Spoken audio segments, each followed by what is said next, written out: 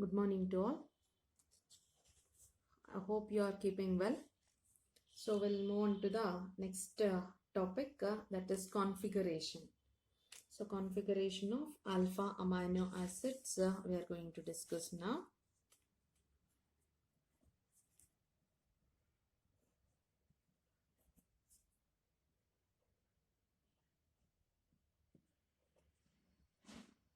Configuration.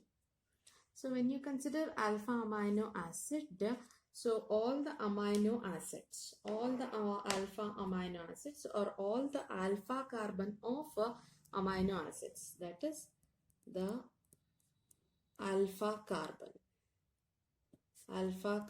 of all amino acids except glycine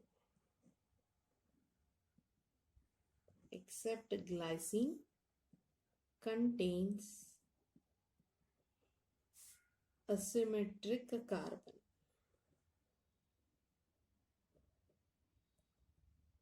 Asymmetric carbon is nothing but chiral carbon. So if all the amino acids consist of chiral carbon, then hence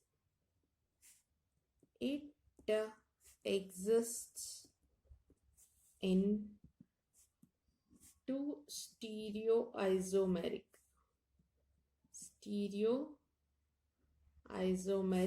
forms. So which are those stereoisomeric forms? They are D and L form. So all alpha carbon of all amino acids except glycine contains asymmetric carbon. Hence, all these alpha amino acids will be existing in two stereoisomeric forms, that is D and L form. And all these alpha amino acids, all these naturally occurring. So all naturally occurring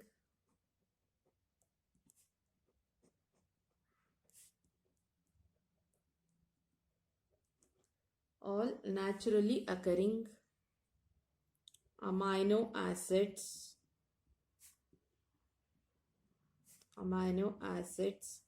are optically active.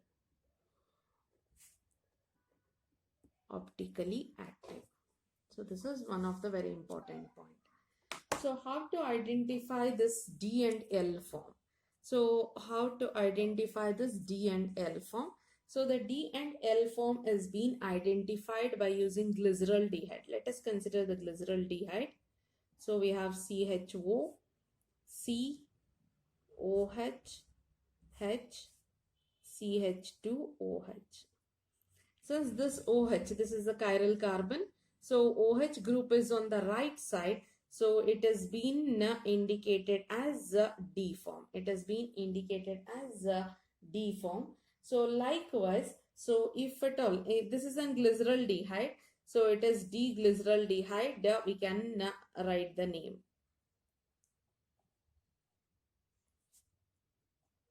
So likewise, if at all, in our alpha amino acid, let us consider general form itself. So if at all, if we have carboxylic group C and if we have NH2 group on the right side, this is our side chain, NH2 group on the right side, then it is a D, like here OH is on the right side. So we have a NH2 group. If it is there on the right side, then it is mentioned as a D alpha amino acid.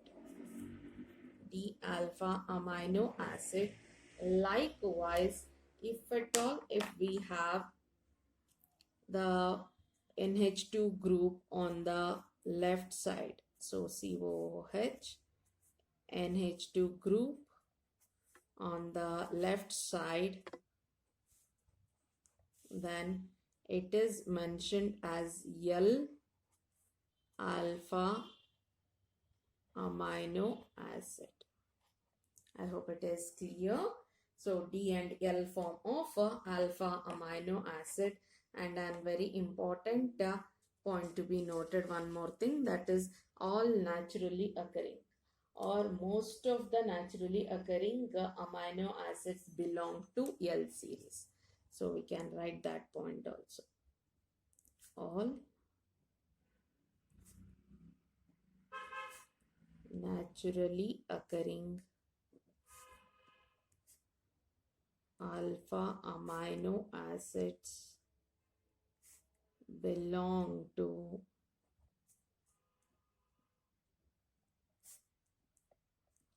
L series. So this is about the configuration. So we can say that, so they are L amino acids. So almost all naturally occurring amino acids belong to L series. So that is the very important point. So next, next thing, that is a competitive point here. So the competitive point, as in terms of note, we can mention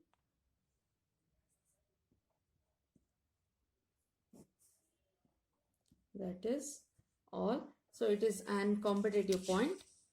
All amino acids, all alpha amino acids on treatment with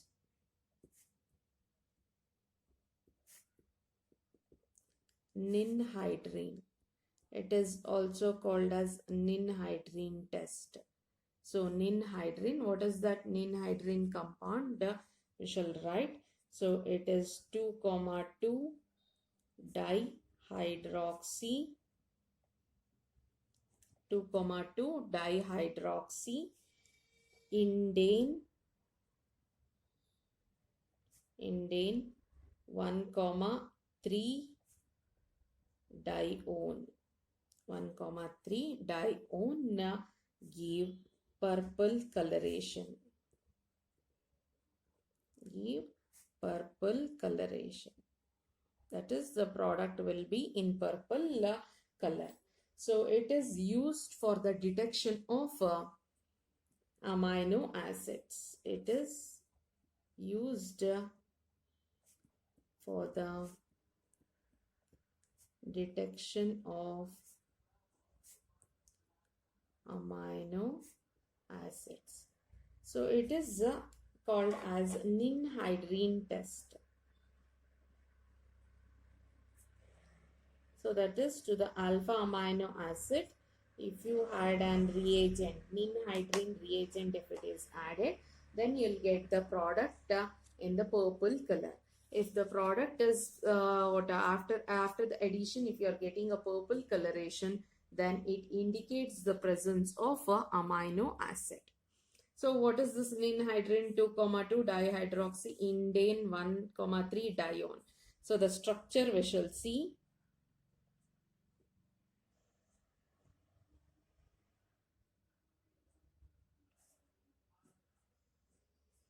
So this is the structure.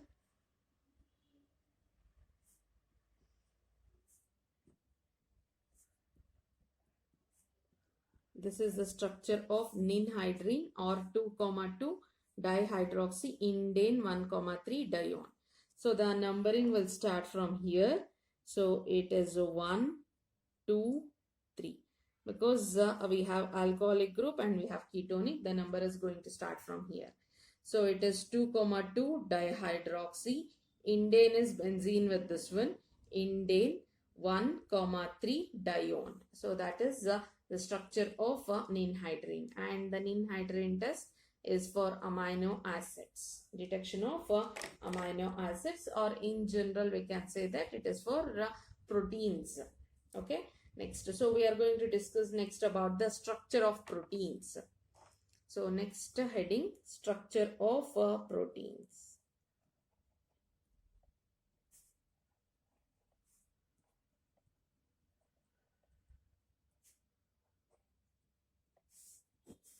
Structure of proteins. When we started with proteins, we have discussed.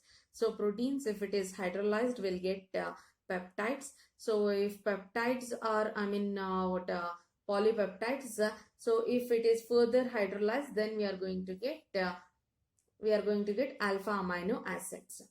So that is alpha amino acids we have studied. So first protein, hydrolyzed, polypeptide, hydrolyzed, then amino acids. So we have studied about the amino acid. The last part we have studied. We are coming back now. So what is this polypeptide, or what is this peptides? First we shall discuss, and then we'll move on to the proteins here. So these peptides are nothing but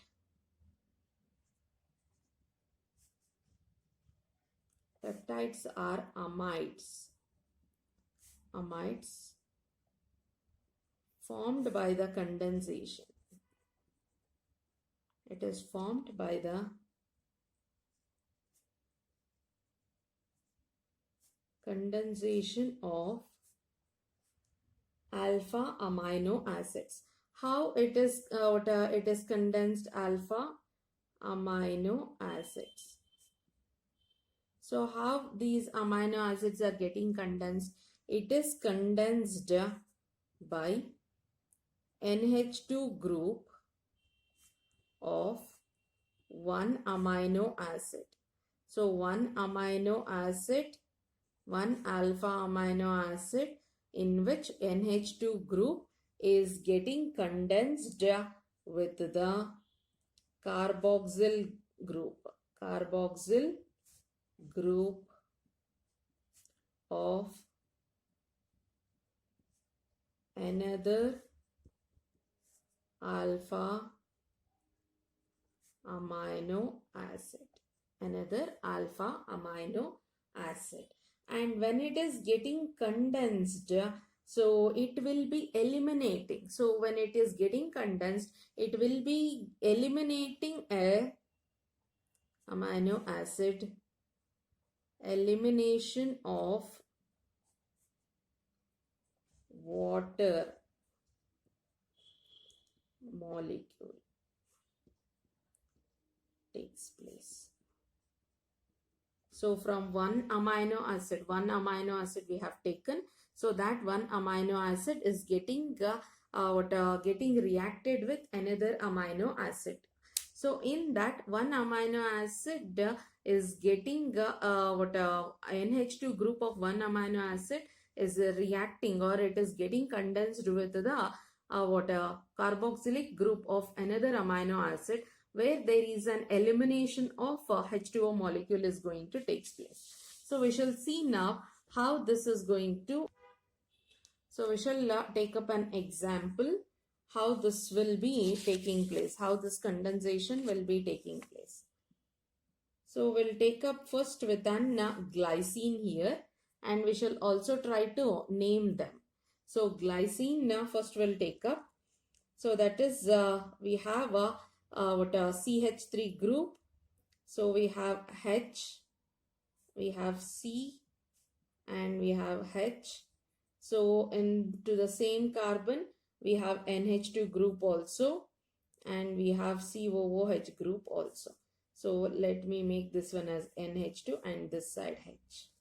Okay, this is glycine. This is our glycine. So next we'll write up for alanine. We'll take up alanine. It is NH2. I have written in this form. Next is C. We have H. It is CH3 COOH. It is alanine. Okay. We have two amino acid. Now observe. So OH from this one and H from this one will be eliminated. So when it is moving as OH minus, so we know that COOH can be written as C double bond O OH. If OH is eliminated, OH minus, it is going to leave as OH minus. this carbon will be getting a positive charge on it. When H plus is eliminated, nitrogen will be getting a negative charge on it. So OH minus H plus combines to form H2O. It is going to form, going to give rise to an H2O. So that is water is being eliminated. Condensed means, so the two amino acid groups are being added with one another.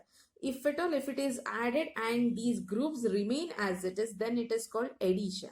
So if at all, if they have been, if two amino acids are being added, and with the addition, if there is an elimination of smaller molecules like this, either it may be water or it may be ammonia, then that is a smaller or simpler molecule. If it is eliminated, then they are called as condensed, or the process is called as condensation. I hope it is clear.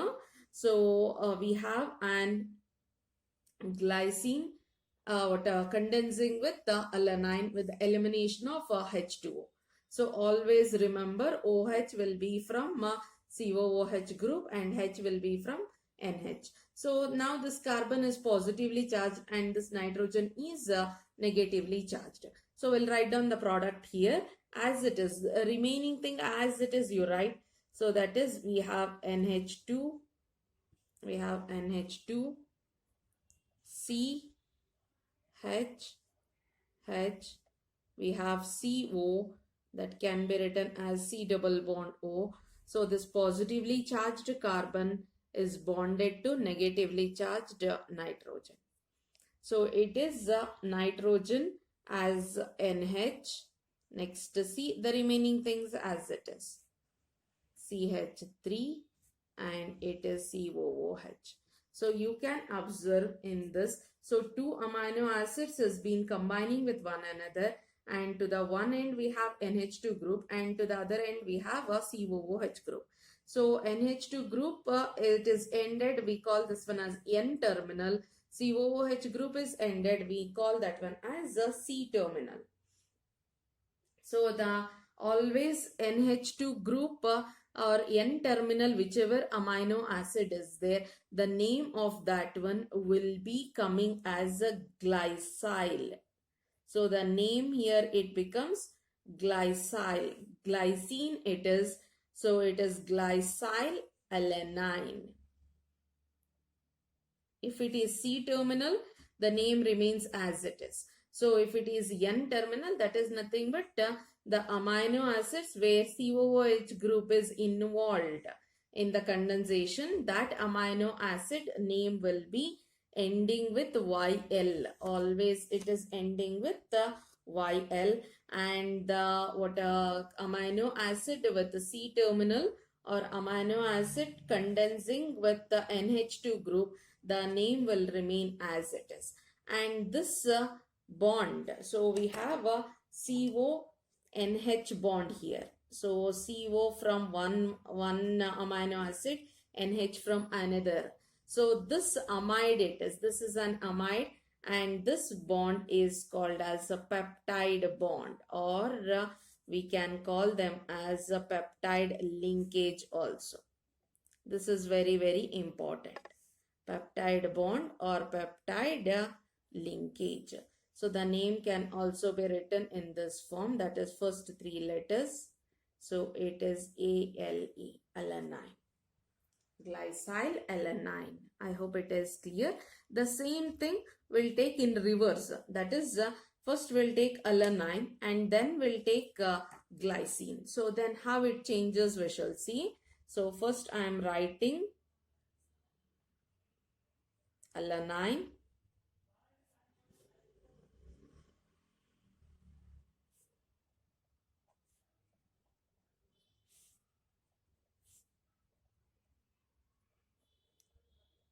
So this is our alanine. And this is our glycine.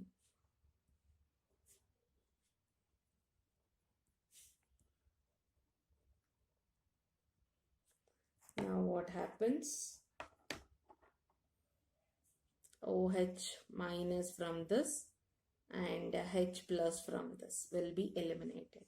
If OH minus H plus it is going to form an H2O. And H2O is eliminated. I hope it is clear. And H2O is eliminated. So here C with the positive charge and here N with the negative charge gets attracted with one another, and it is going to form an compound. It is going to form an compound. Let me write that compound. H2N CH3 as it is you write until C double bond O, and next C plus combines with N minus. NH CH H COOH. So peptide bond we can mark it. This is our peptide bond. C double bond O, NH is our peptide bond, and the name of this compound we can write as alanyl, because so alanyl, it is N terminal, or we can say that it is condensing through COOH group. So whichever is condensing with COOH group or which is present at N terminal if it is, this is our N terminal, this is our N terminal, and this end we call it as a C terminal. Because why it is called C terminal? It is ending with carboxyl group, and this is ending with the NH2 group. So the name of this one, the name which is ending this amino acid, the name is starting with alanyl, and glycine as it is. It is glycine. So it becomes ALAGLY. So the name is alanyl glycine. I hope it is clear. And the product, whatever is formed, so we have taken alpha amino acid. These are alpha amino acids through a peptide bond. We have studied through a peptide bond or peptide linkage, it is forming and it is condensing. The amino acids are condensed and a product is formed. So that product, two amino acids combined and a product formed, or condensed and a product formed. So that product is called as the product of this reaction.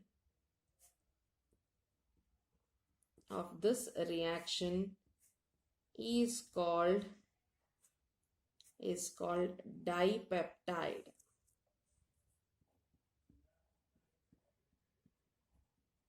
So what does this dipeptide indicates?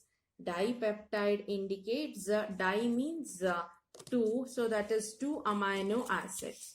So two amino acids, di indicates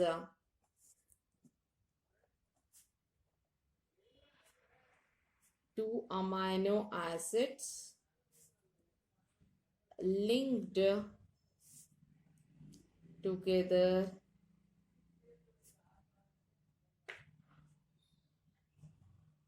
through a peptide bond. Linked together through a peptide bond. So that is what di indicates two amino acids, peptide indicates peptide bond. So likewise, if at all, if it is a tripeptide, if it is, so a question will be asked, tripeptide, if it is there, that means that how many peptide bonds will be present. So if it is a tripeptide, the product is tripeptide. Tri means three amino acids. Three amino acids. So that is, so let us consider three amino acids. So we have amino acid A1, amino acid A2, and amino acid A3. So three amino acids we have. So A1 and A2. So let us consider here only. So let us consider this one as A1 and this one as A2. So two are combining and forming one peptide bond. Two amino acid groups are combining and forming one peptide bond. So likewise here also. So we have two amino acids. We have three amino acids here. So A1 and A2. So we have the third one as A3.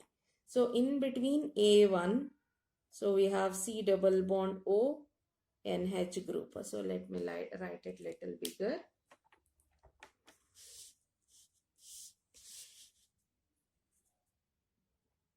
A1, A2 and A3, we have 3 amino acids we have. In between them, so C double bond O, NH, one peptide bond is there. And in between A2 and A3, because A2 is ended with the COOH group. Again, another amino acid comes, another amino acid combines with NH2 with this one, and again a peptide bond is formed. So the process is going to continue with the elimination of H2O like this only. So I hope you can make out. So this is A1 C double bond O NH, that is carboxyl group of A1 combining with the NH2 group of A2. So NH2 group is utilized, A2 NH2 group is utilized, but A2's carboxyl group is like that only. So A2's carboxyl group combines with NH2's A3's NH2 group. So carboxyl group of A2, NH2 group of A3 is going to form an peptide bond here. So tripeptide, which involves 3 amino acids, those 3 amino acids will be forming how many peptide bonds? It will be forming 2 peptide bonds. So it is very, very important. So peptide bond or peptide linkage. So if at all, if it is, so one less you should do, that's it. So if at all, if it is a pentapeptide, because competitive, we have in NEET, one of the NEET paper, we got this one. So if at all, if it is a pentapeptide, then how many peptide bonds will be present? So penta stands for 5 amino acids. 5 amino acids. So how many peptide bonds are there? One less than this, that is 4 peptide bonds. So we'll be having 4 peptide bonds or 4 peptide linkage. We can write it. So here it was dipeptide, 2 amino acid, 1 peptide bond. Tripeptide, 3 amino acid, 2 peptide bond. Likewise, so 5 amino acid. Penta stands for number of amino acids, and 1 less than that will be the number of peptide bonds. If more than 10 amino acids,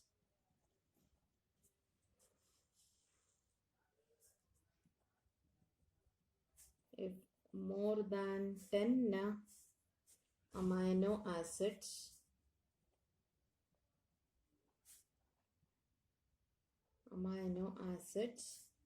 combine or condense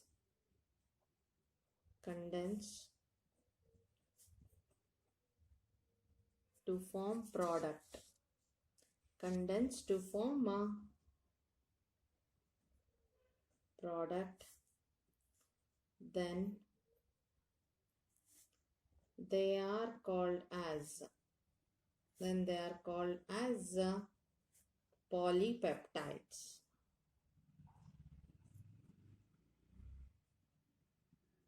So if at all, if more than 10 amino acids, if they are condensed or if they are forming a peptide bond. So what 10 amino acids are there means 9 peptide bonds it is going to form.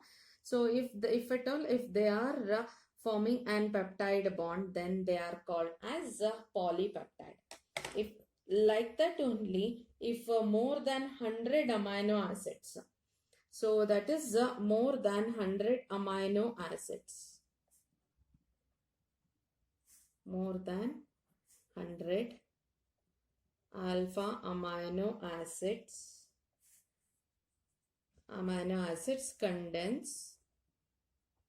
condenses and having a molecular mass,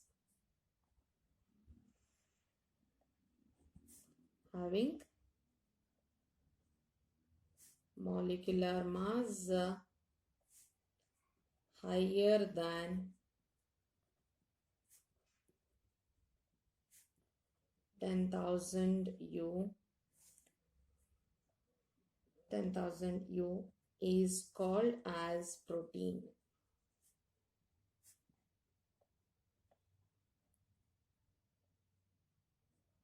Is called as a protein. So that is polypeptide.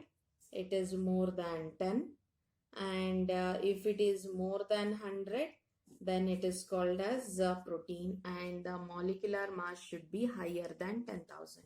So here for the definition sake we have written, but there is no sharp distinction between, like 100 should be 100 amino acids. If it is combining, then we are going to exactly call them as protein only. So less than that it is less than that it is a polypeptide chain. That sharp distinction is not there.